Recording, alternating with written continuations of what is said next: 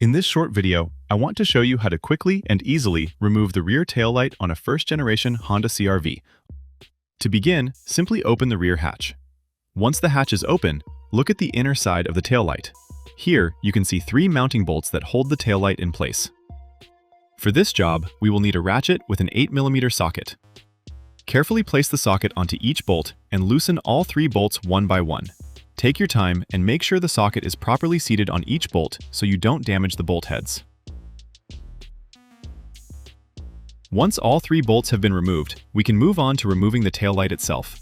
Now, gently grab the taillight and pull it straight toward you. You don't need to use a lot of force. As you can see, the taillight is not only secured by the 3 bolts. It is also held in place by several plastic clips that fit into the body of the vehicle. That's why it's important to pull the light straight out and avoid twisting it too much. This will help prevent damage to the clips or the taillight housing. And that's it!